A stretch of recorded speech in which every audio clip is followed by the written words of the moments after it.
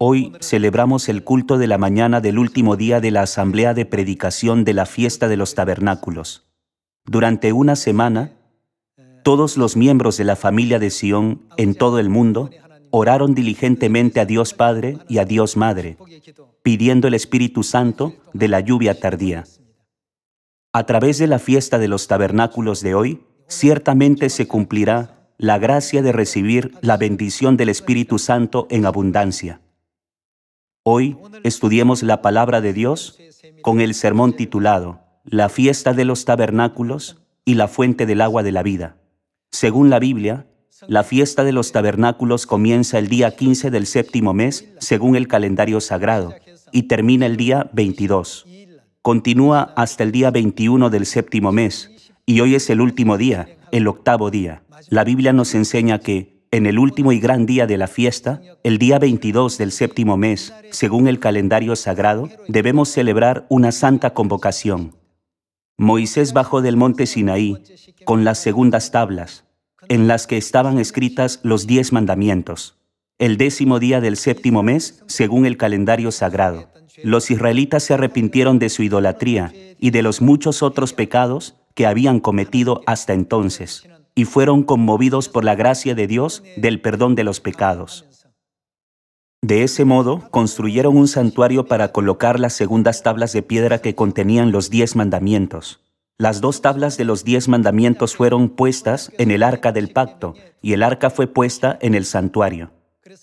Dios les dio la fiesta de los tabernáculos a los israelitas para que recordaran su origen y el hecho de que vivieron en tabernáculos. Especialmente hoy, en el último día de la fiesta de los tabernáculos, Dios les ordenó realizar una santa convocación. En el tiempo del Nuevo Testamento, según Juan capítulo 7, versículo 37, podemos ver que en el último día de la fiesta de los tabernáculos, Jesús alzó la voz y dijo: «Si alguno tiene sed, venga a mí y tome del agua de la vida gratuitamente». Hace 2000 años, cuando vino por primera vez a esta tierra en la carne, dio este sermón en el último día de la fiesta de los tabernáculos. En Apocalipsis capítulo 22, versículo 17, también se menciona el mismo mensaje. Cuando el apóstol Juan vio la revelación, el Espíritu y la esposa proclamaron el mismo mensaje. Si alguno tiene sed, venga a mí y beba. Podemos ver que esto se repite. Entonces, cuando examinamos detenidamente los hechos relacionados con la fiesta de los tabernáculos, Dios confirmó que la fuente del agua de la vida es la palabra de Dios. Piensen en el ladrón a la derecha de Jesús. Recibió la salvación, ¿no es así? Es difícil entender o incluso imaginar que el ladrón haya sido salvo. Sin embargo, Jesús vio su fe y le dijo: «Hoy estarás conmigo en el paraíso». ¿Qué hicieron sus palabras con el alma que iría al infierno? Justo en ese momento, Dios le concedió un privilegio y una gracia especiales que lo llevaron al reino de los cielos. También, cuando observamos el incidente del huerto del Edén, el árbol de la ciencia del bien y del mal no tenía un fruto venenoso. Entonces, ¿por qué murieron Adán y Eva al comer del árbol de la ciencia del bien y del mal? El Padre nos enseñó la respuesta. Fue porque la palabra de Dios ya declaraba: «El día que de él comieres, ciertamente morirás». Si la palabra de Dios no hubiera sido pronunciada y Adán y Eva hubieran comido del árbol de la ciencia del bien y del mal, no habría habido ningún problema. Pero como la palabra de Dios testificó: «El día que de él comieres, ciertamente morirás», cuando fueron tentados y comieron del árbol de la ciencia del bien y del mal, perdieron el camino a la vida eterna y no tuvieron otra opción más que morir. La raíz de su problema fue la palabra que Dios les dio. ¿No es verdad? Además, en el libro de Juan capítulo 6, versículo 54, Jesús dijo: «El que come la carne del Hijo del Hombre y bebe su sangre, tiene vida eterna». Si Jesús no hubiera dicho estas palabras, aunque comamos la carne de Jesús y bebamos su sangre, ¿tendríamos vida eterna?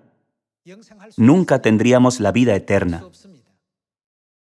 Jesús estableció la promesa de recibir su carne y su sangre a través del pan y el vino de la Pascua del nuevo pacto.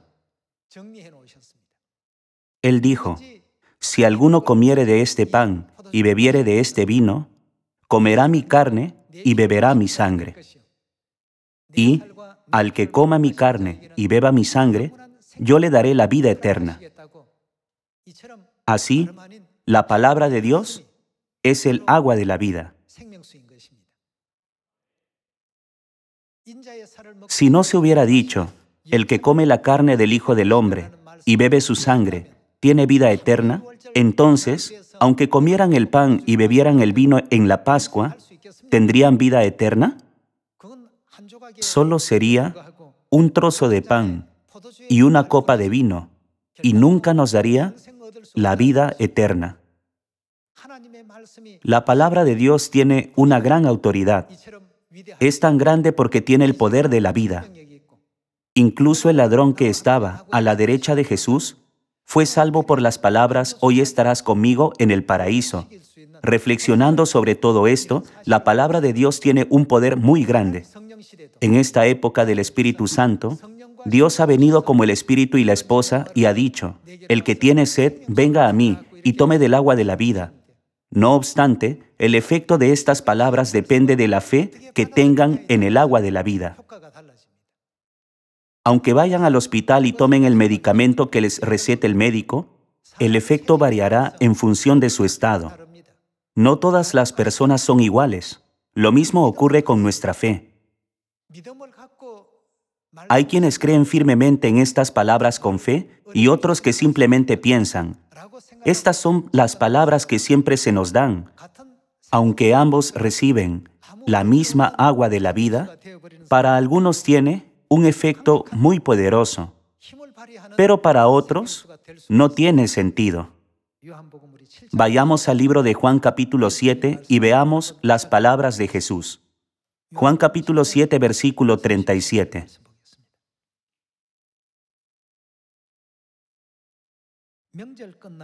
En el último y gran día de la fiesta, este es el último día de la fiesta de los tabernáculos según el capítulo 7, versículo 2. Jesús se puso en pie y alzó la voz, diciendo, si alguno tiene sed, venga a mí y beba. El que cree en mí, como dice la Escritura, de su interior correrán ríos de agua viva. Esto dijo del Espíritu que habían de recibir los que creyesen en Él. La misma palabra se da en Apocalipsis capítulo 22, versículo 17. En el capítulo 22, versículo 17 dice, y el Espíritu y la esposa dicen, ven, y el que oye diga, ven, y el que tiene sed, venga, y el que quiera, tome del agua de la vida gratuitamente. En el libro de Juan capítulo 7, Jesús proclamó el mismo mensaje solo, pero en Apocalipsis capítulo 22, hay alguien más con él. ¿Quiénes son? El Espíritu y la esposa. Dios Padre y Dios Madre, que son los salvadores, aparecieron ante nosotros en la última época del Espíritu Santo y nos dieron estas palabras. Si alguno tiene sed, venga a mí y beba hasta saciarse.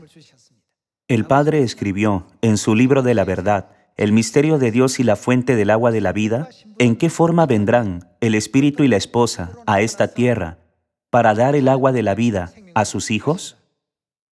Luego nos remitió a Juan capítulo 1. Cuando observamos el capítulo 1, versículo 1 y el capítulo 1, versículo 14 dice, y aquel verbo, ¿qué fue hecho? Fue hecho carne. En otras palabras, el Espíritu y la esposa vienen a esta tierra en la carne y dan la palabra del agua de la vida a todos los hijos de Sión. Entonces, nosotros, los hijos de Dios, necesitamos conocer a Dios Padre y a Dios Madre, que son el Espíritu y la esposa, ¿no es así? Debemos conocerlos. Los fariseos y los judíos, que no reconocieron quién era Jesús, lo crucificaron. A pesar de que Jesús dio las palabras del agua de la vida, que eran verdaderas y más preciosas que el oro, ellos las rechazaron, desecharon y negaron todas. Fue porque no se dieron cuenta de quién era Jesús. Solo conocían a Jesús como el hijo de José, un carpintero de Nazaret, y como el hijo de María. Por ello, terminaron cometiendo el grave pecado de crucificarlo. Lo mismo sucede en esta época. Hoy, en el último y gran día de la fiesta de los tabernáculos, Dios derramará la bendición del Espíritu Santo de la lluvia tardía, como lo prometió. El requisito indispensable para recibir el Espíritu Santo de Dios es conocer a Dios. Solo entonces, Dios nos enviará la lluvia del Espíritu Santo. Veamos el capítulo 6 de Oseas. Oseas capítulo 6, versículo 1.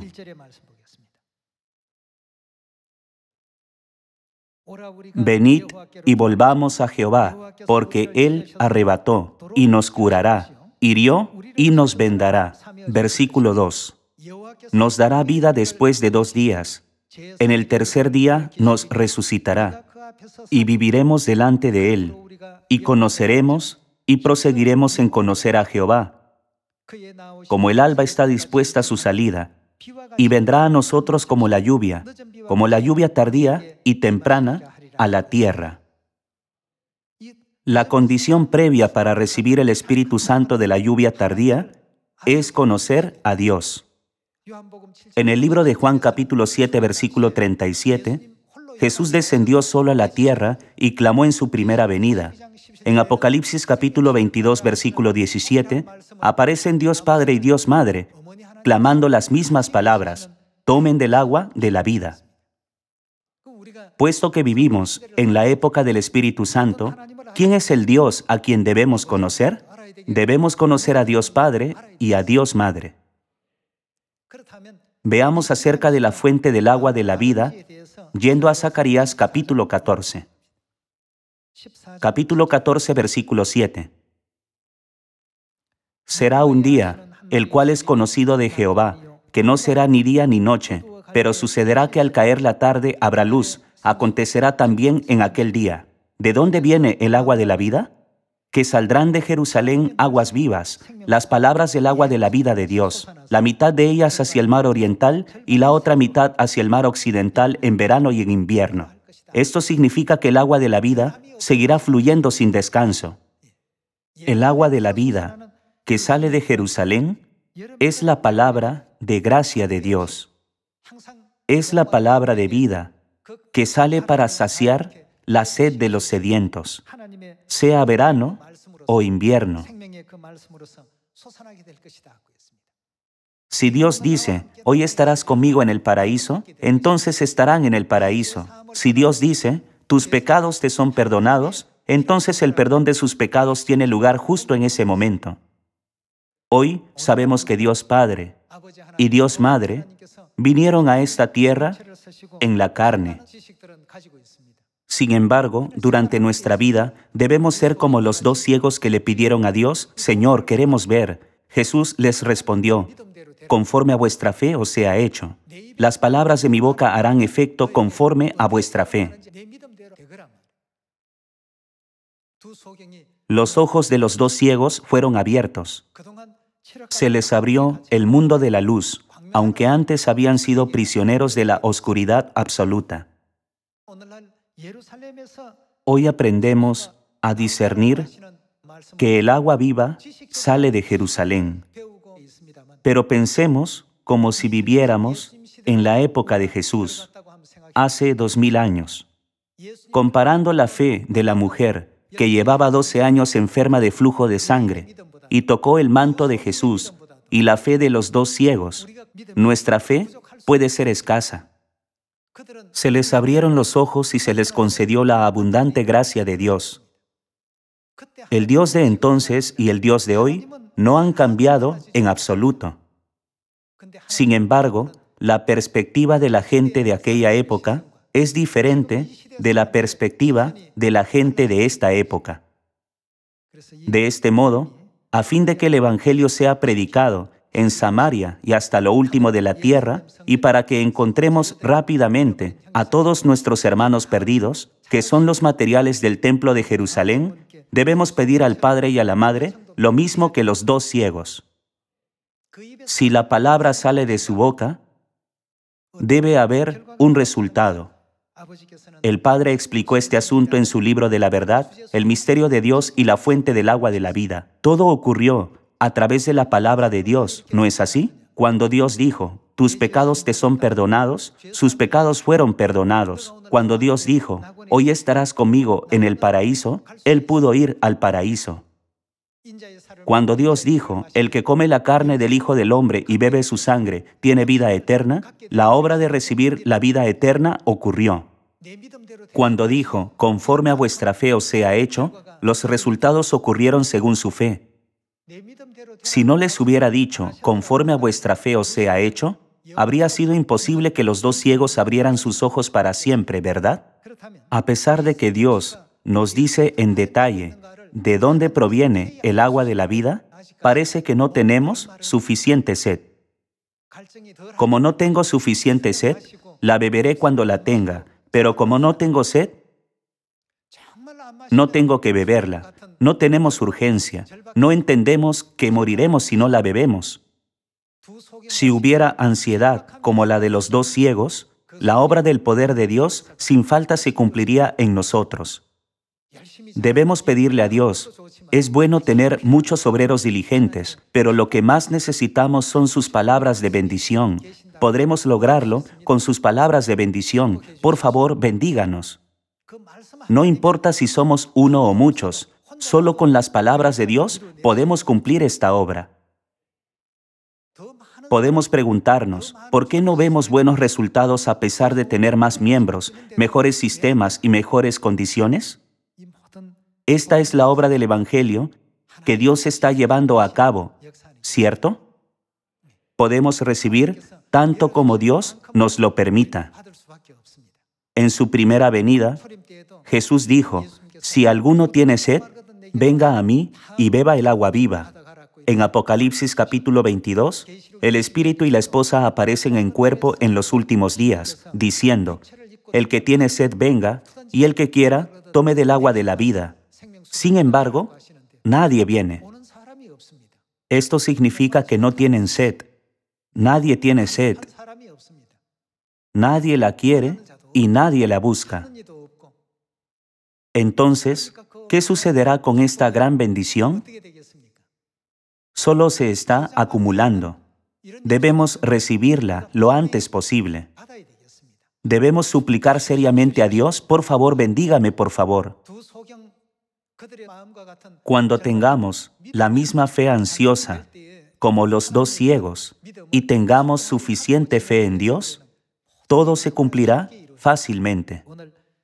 Después de que reconozcamos correctamente el agua de la vida, que es el Espíritu Santo, que se nos ha prometido recibir hoy, entonces nuestras oraciones y deseos serán concedidos. Dios ve nuestro fervor y nos los concede.